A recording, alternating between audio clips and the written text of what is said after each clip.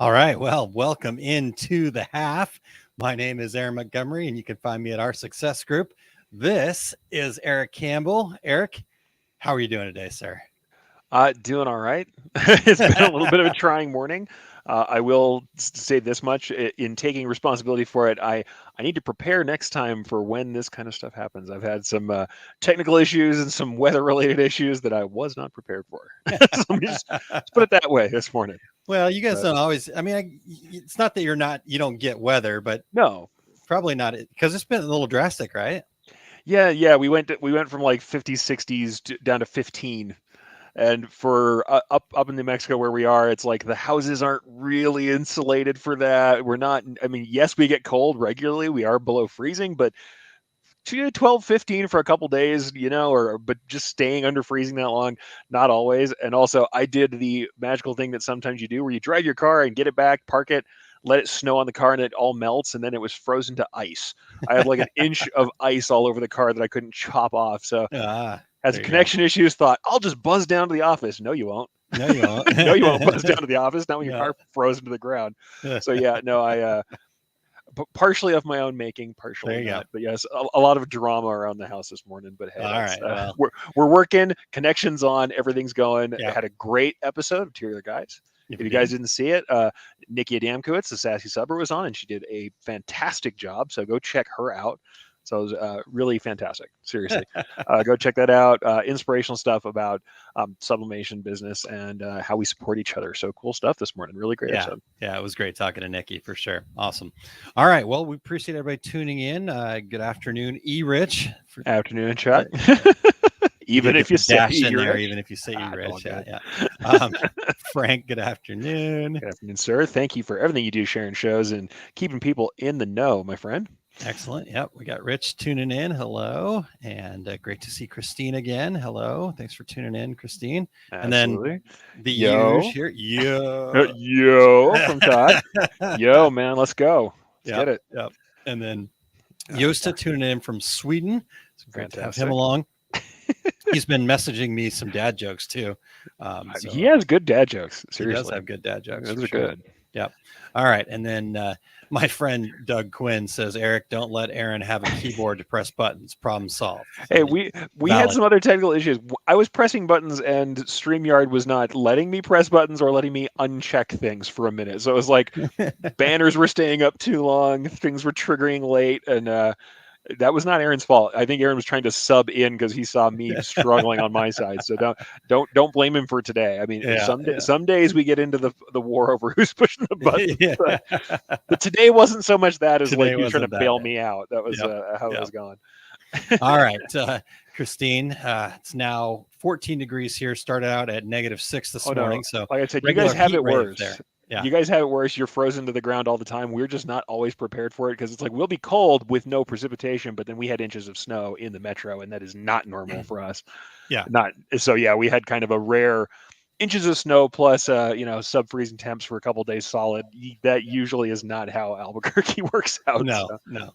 But yeah, for Christine, not 14 great. degrees. I'm sure there's people out there in shorts in where she's Traverse at. So, City, yeah, probably right up there in Michigan. Yeah, I think so. yeah, probably. Which, by the way, made me feel for you guys after today's kind of wake Ice. up in shock. I felt bad. I was like, oh wow, you guys that do this like every time This you is the go norm. anywhere. Yeah. Yeah. I'm sorry. Yeah. Christine shared that Nikki was amazing. I knew she would Fantastic. be. Yep. Oh yeah, no, Nikki did Cindy. great today. So check out Two Real Guys once the stream is playing again. I mean, hey, wait till the half's over. Give us some courtesy. Yep. But once you're done with the half, go check out the show from this morning. If you didn't see it, it was awesome. Cindy, hello. Thanks for joining us. Ramona, good morning. Thanks for being Morning, here. Ramona. We've got all right, help me with this because I'll do it terribly. As we all know, Mashid? names are not my Mashid. Thank you. She's in. I Hopefully, I see did it right. that. She said I did okay last time, so I think it was Okay. correct. I see it, right? And once somebody else says it, I get it. But for whatever reason, I see it and then I freeze. And then I'm like, then I start making up stuff. So anyway, I'm getting better. I got think it's Nikki one of the- Adamkowitz. So I'm Yeah, it's one of those blocks, man. I think that's the thing. There's a disconnect between reading it and saying it sometimes, Yep, and yep. I can get that. I tend to be the other way around. I tend to be okay with most pronunciation stuff. What I do wrong is because I have just enough language knowledge to be dangerous in a couple languages that I will pronounce things incorrectly, but with extra pronunciation. So I just sound like I'm trying too hard. That's That's what I do. I sound love like a it. try hard all the time because Yeah. I'll use like Scandinavian or German pronunciation for stuff where it doesn't belong because I'm just trying to find it out, or I use all nice long open vowels. So I don't like maybe not usual American English vowels from my region, but they're still not the right ones. So Yeah. I could still be Nice. wrong. There you go. Awesome.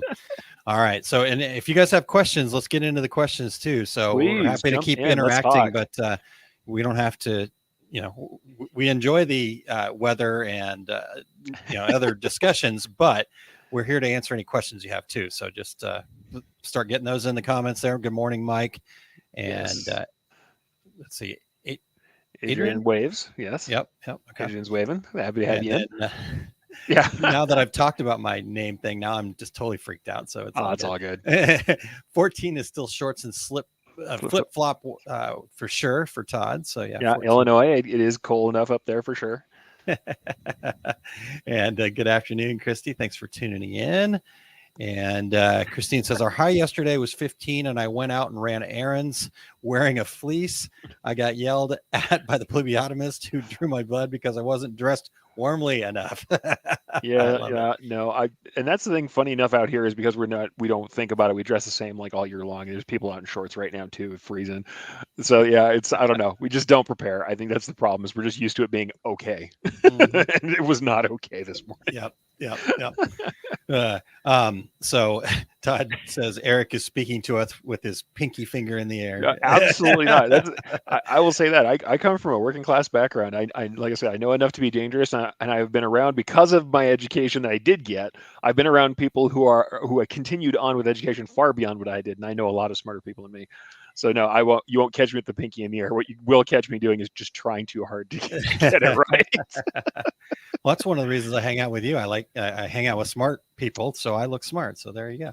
Yeah, let's put it this way: with a wife with medical knowledge and working in that kind of schooling, yeah, I don't feel smart anymore. I'm a humanities student. I got nothing. I'm just down the level then, I guess. It's all good. Hey, so Todd asks, how do you not pull your hair out editing videos? So you've done quite a bit of video editing, haven't you? Or not as much? I have. And honestly, I don't as much now. Here's the truth. How do we not do that? Is that we do live shows so that we don't edit a lot of video anymore. Whenever I do editing video, I think the best way I can say to not pull your hair out is to use the best tools that you can afford. I know it sounds terrible. It's not that all tools have to be expensive, but like right now, there's an awesome tool going around online called Descript. If you haven't seen Descript, it translates your videos into a verbal script, and you can edit it like a Word document, and it cuts pieces out while you're editing out the transcript. Wow. If those kind of automated tools exist and work for you, especially if you're just doing talking head stuff, that is just a lot easier than what we used to do. And the other thing is, truthfully, if I don't need editing, I try not to do any more than I have to. I mean, that's the hard part, is letting some things be the quality they are. There's room for doing super polished work, but there's also room for just getting stuff out there. Yeah. And honestly, that's why I do a live show, because the concept of doing mass amounts of editing or hiring it out always kind of gets me. Though I think that's the other thing too. And Aaron, you may have something to say on this. Virtual assistants. A lot of folks I know are doing VAs right now. Mm-hmm. They're having editors do that for them. That's how they do it, is they decide on what it's worth to them to have that content, and then they pay a little bit to have it done by someone who's set up to do it all the time. Yeah. Well, it, like all things in business for sure, but maybe even life, you need to, because even going to a VA, it can get real expensive real quick, depending on how you set it up. So a lot of it is, what's your process, right? How do you, so I've done quite a bit more editing, putting together things for our success group. We got our 5 keys program that's edited 15 to 20 minute content bits. And I've done all the editing myself. And when I first started out, it took me forever because I did not have a good process, right? I would go through, I'd be talking, and then I'd mess it up, and I'd, whatever. And then I'd have to either come back, re-record a section, or it was really hard to edit and you have to keep kind of digging into it. So big thing to think about here is just what you're doing in that editing. I have figured out that as you're recording it, if you don't get it right, I mean, that's the nice part about doing so many live videos is I can get through it pretty quick with minimal Reps, editing. yeah, for But sure. there's still, I mean, if I wanted to go through in, like you said, what level do you need to get it to? Because I could go through and remove all my ums and ahs and the filler words. I have plenty of filler words, but does it really matter, right? And so it kind of finding this, but it's having that process. So like when I'm recording something that's going to be edited later, if I have to start over, I'm very specific about how I started over. And then thing I've learned about video editing is the thing to kind of figure out where you're at and where you got to kind of chop from is the silence. So leave specific silences in there. Actually, and I'm not using the traditional video editing software because I don't do a ton of it. Sure. But I use a thing called Screencast-O-Matic, which is really to do screen shares, but it's got a pretty good editing function and I've gotten good at it. So I just use it.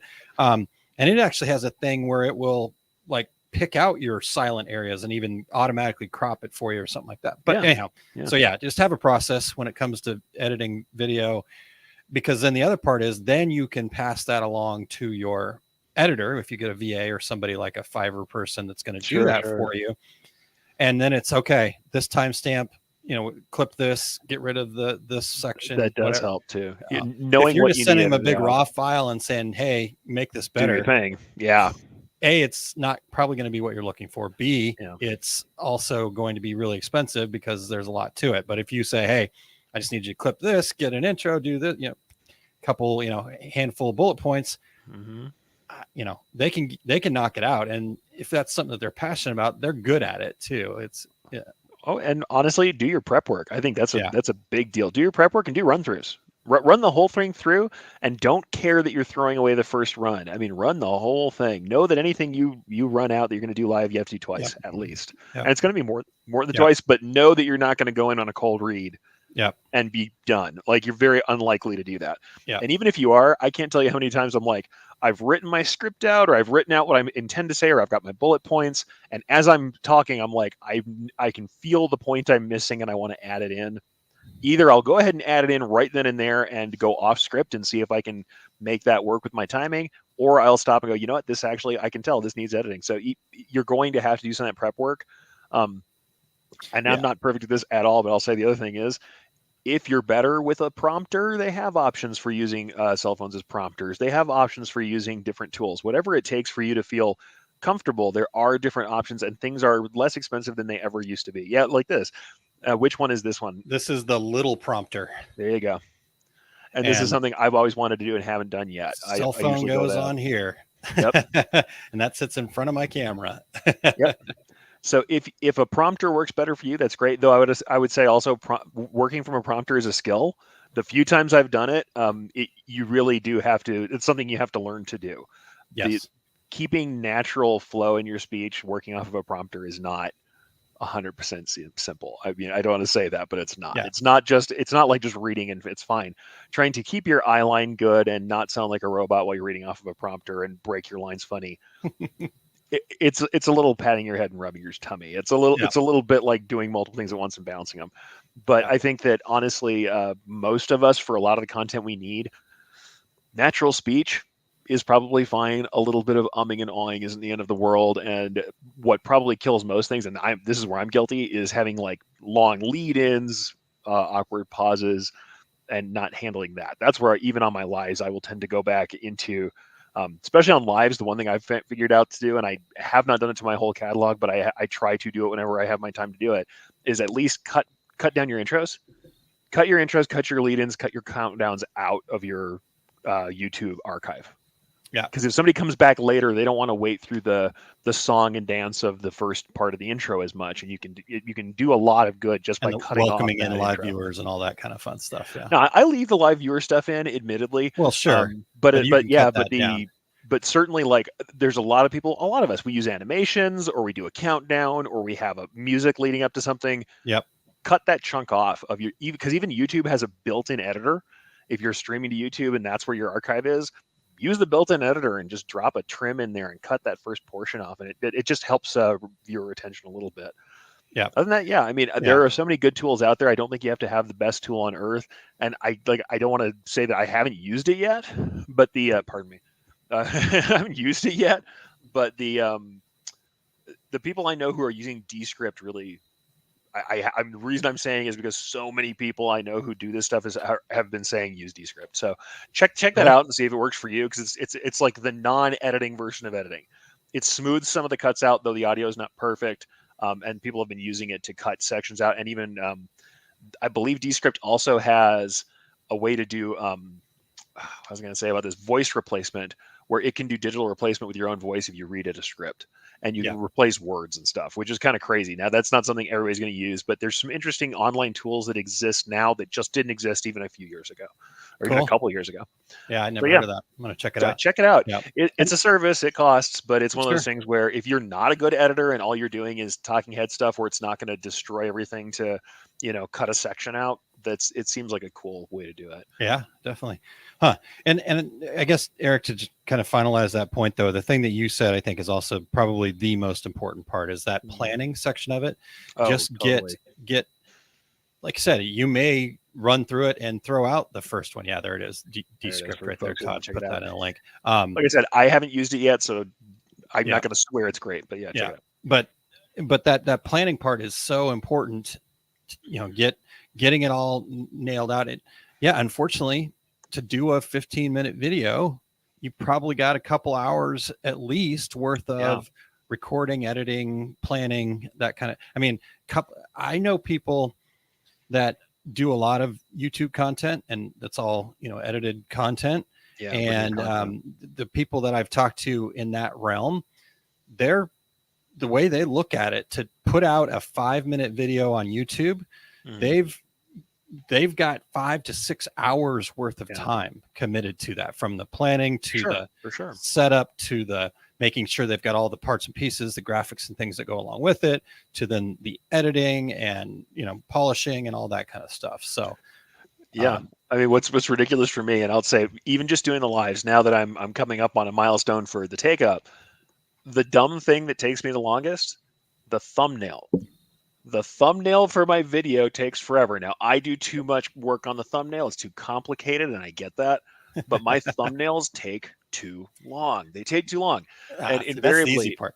Oh God! I'm Canva, always doing baby. Too much. Canva. I use Canva for stuff too. Believe it or not, I use Canva in some of my certainly online campaigns, email campaigns. And the funny thing is, everybody's like, "Oh, Canva! I don't want to use some canned template." I actually use the tools in Canva to make completely original template stuff.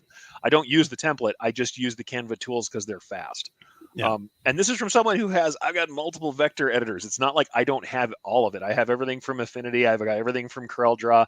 I used to carry a Adobe license. I haven't been carrying one for a while because I haven't liked their last couple of runs. The last couple of ways they've been changing things. They got some great tools I want back, but I can't convince myself to pay for it right now. But yeah, it's like, even with somebody who has all those tools, if you just want to whip out an email header or a post and you just want to use a tool quickly, Canva will do that. I mean, there's no problem using Canva for that, and uploading your own stuff. Because the other thing, I combine it with using things like, honestly, just making a transparent PNG file logos and assets in Affinity Photo. And then I throw those into Canva, and I can do all the compositing and everything else I would do anywhere else. It's kind of simple design work. Sometimes it's all you need. It's not. Yeah. But you don't have to do that anymore in Canva, Eric. Oh, I know. Like, just throw it in there, and they've got all these. So like, I'll throw stuff in there, and it'll remove the background, and it's because I used to go into remove.bg. And use that and stuff, like, because you could do it in Photoshop, you can do it in those other tools, but it's like, this is a quick graphic. Now everything I do is in Canva. I still have the Adobe license, Photoshop, Illustrator, that kind of thing. Sure. And there's certainly a place for it, but for creating graphics for videos or emails or websites, stuff like that, I mean, there's other people are in that space, but I think Canvas still kind of takes it, because I mean, Adobe has their Spark, I believe, is Adobe's version of that. There's a few of them, but honestly, for my money so far, and I mean, for no money though, I've actually run Pro. I've done Canva Pro too for a while. I don't usually keep it Pro, but Yeah, and good quick assets, and they're decently designed, and they've got a lot of great Google fonts and stuff that are all in there. It's like I said, it's not. Is it the height of design? No. Can you make something clean quickly? Yeah, absolutely, you can. And if you're someone, like I said, for me, it's not that I don't have the assets where I need to drop the backgrounds. It's more like if I've made my own vector assets for real professional stuff that I then output and stick into Canva because I can. I mean, you I can love still it. be someone who half does all of this, does all the design level work and still use a tool like Canva if you're just knocking something out, especially because for social, if you don't want to be messing around with all the different aspect ratios, Yeah. it's actually pretty good about having the right aspect ratios for different kinds of projects. So Yep. it's like I Well, said, with it Pro, works. you can You even get take the your resize. design and then just resize it and you're like, oh, okay, I need a Yeah, I need a it's not story ideal, setup. but it's all I right. need a yep. So Oh yeah, and Dean says Corel has a video program also. I just got it. I haven't gotten to use it yet. In fact, there's another thing I'm going to kind of tell people about real quick, and I probably have before. Humble Bundle. They don't come out all the time. Humble Bundle. I believe it's humblebundle.com. They'll have software bundles. Everybody used to know it from games. Back in the days, if you were a gamer, when Humble Bundle came out, they would have like games usually that are a few years old, and they put them all together for a low price. And if you donate, you got so much, or you pay so much and you get a number of the games or whatever the programs are. And as you go up in the amounts, because they do some of it as donation that they do at Humble Bundle, the more you pay, you get more software. And I managed to get an incredible deal on Corel's whole video package for really inexpensively. So I have to try and use it, but I've got one from Corel that people use and use pretty well. And I thought, yeah, I'm going to give it a shot. But yeah, Dean, I'll be with you learning it because that's I wanted something better than what I was using. Like Aaron, I was using a capture software. Essentially, I was using video editing out of Camtasia, which is still good. Camtasia is really good software, but at the nice. same time, I thought I wanted a semi-full video editor without going the full route of, going all the way to Adobe stuff. So Nice. yeah, Humble And Bundle is pretty cool. we've The got software bundle is great. yeah, we've got producers galore today. I We're know. bringing Thank in you links. everybody Thanks, for pushing the Christy and buttons today. Todd. And Thanks, Christy. And um, yeah, for so sure. we got about 8 minutes left here, guys. Let us know what other questions you have. We got a couple other things to cover here, but For if you sure. have specific questions and we answer the video question, hopefully that's helpful for people. Christine says, editing is on my list of things to get better at this year. I'm a great editor for written work, not so good yet with video audio. Yeah, so it's just a different thing. I've actually gotten pretty good with the audio editing. So it's, again, just looking for the spaces. Like I've done enough editing of the audio now that I can see what an and an ah looks like. That's kind of weird. I did more audio editing back in podcast days. That's the truth. I did much more audio editing than I've done video editing. That's a whole different story, Eric. Your different story. Take up should be a podcast too, but that Yeah, I do so much visual stuff on screen. I don't know if I can do it as a podcast, folks. Though I will say this: people keep asking me to do short form stuff potentially on TikTok. I'm debating on it. That is something that's possibly happening this year. I'm hoping to do some short form produced content, but like Aaron said, especially for YouTube, real produced content with graphics and transitions and stuff, that is a major time commitment. Yeah. So we'll see. What you might get is live bite-sized lives that have the same kind of content we have now. That's probably going to happen quicker than any sort of produced content. Yeah. I had somebody who I had shared some content from one of my design people I love to watch on YouTube, Linus Bowman.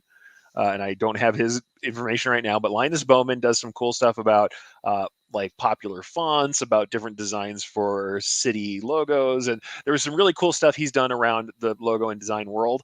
And I shared some of that stuff and everybody's like, oh, Eric, you should do this for embroidery. And I'm like, Linus has transitions and title cards and interviews. This man does like one video a month, couple videos a month, and then does a bunch of live content on top of it. The reason why YouTubers like that do one piece a month is because they really do spend those hours and hours to get it right. It is a lot. So I'll have to say I want to do more produced content, but we'll see how that happens coming up. If it gets any less busy, and especially during admittedly my light trade show season, but during trade show season I probably am not going to be doing a lot of produced video right now. There you go. But if you guys have topics that you want to see in short forms, I am interested. I have some concepts I want to try out, but all right. We'll see how it goes. I've been continuing to, not as consistent as I need to be, but I actually made 6 pieces of content to go out on TikTok here. So nice. getting there, Hey, My think it's dance moves still worthwhile. aren't very good, but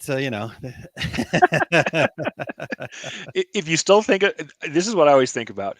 There was an entire era where everybody's like, "Oh, Instagram, where you show everybody pictures of your lunch and your sandwich." yeah, And I remember all of the like Instagram haters going, "Oh, why would anyone care?" And everybody's like, "Well, you have to make sure you're cultivating your brand on Instagram and use." And I'm like, "Okay, guys, that's how you sound now when you're like TikTok is kids dancing."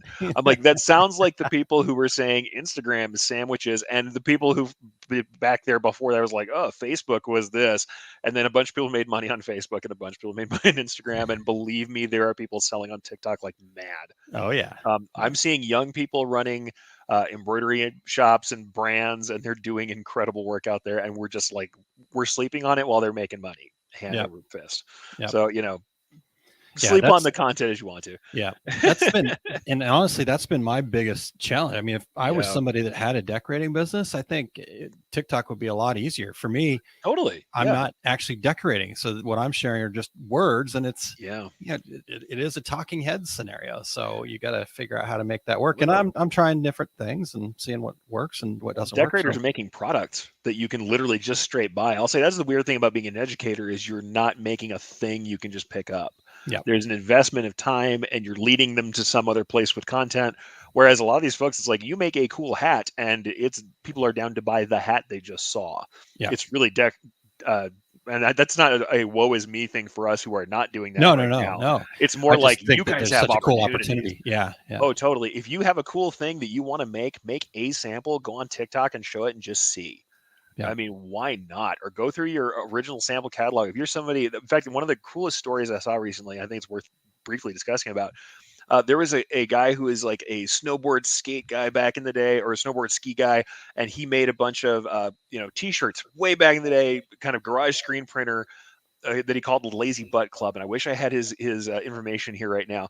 One of the ones was like there's a Tyrannosaurus Rex who's all wrecked up and skis everywhere, and it said Tyrannosaurus Rex, yeah, WRECKS, and it was in this classic 80s style. He found his old screens, printed a few of them, and suddenly him and his sons are running an entire business where they're subcontracting it, and those retro designs are flying off the shelves. And it's yeah, just one guy who on TikTok went, "Hey, I'm going to show people my old designs. I was a ski bum. Now I'm like a 60-year-old dude." But I'm gonna go show everybody these old, wacky neon designs, and everybody loved them. And now he's shipping constantly. You yeah, never know when the thing that you do is going to hit, so you might as well show it. yeah, And now with the long tail where we have everybody has these niche interests and they want to find the cool new thing and show it to their friends, you never know yeah, what's going to find an audience. Show the cool stuff you make and just see. yeah, I'm always surprised when I have somebody desperately who wants something that I've made. What's sad is a lot of the stuff I've made is, I can't release, but like even the weird little Viking stuff that I make because I like, Scandinavian, uh, you know, medieval art, I will make some of that stuff and randomly have people across the world who want it for things, and it's just surprising. And I'm not trying. So if you wanted to try, I think you can find an audience out there. yeah. There you go. All right, let's get to one other question here. Sure. So Todd says curling, best winter Olympic sport. Discuss.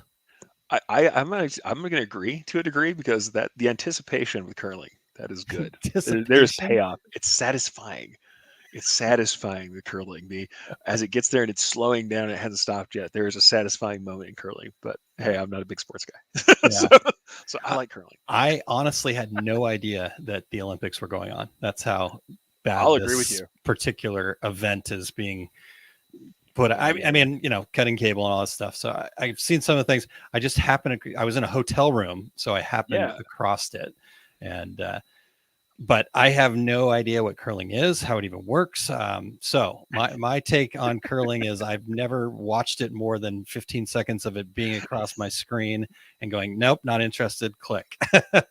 that's my extent with curling. So favorite winter sport though. Okay, Mike. I like what Mike says though. Yeah, this is good. Oh no, biathlon, cross country ski, then target shoot. That's super cool. I just don't know enough to even tell you. That's But the if you truth. wanted to make it like curling, you would need to go cross country ski, chug a beer, then target shoot. I don't know. I think honestly, there's plenty of people who would do that. That sounds a lot like the fun of bowling. But hey, let's let's not go See, there. I love bowling. So let's talk bowling.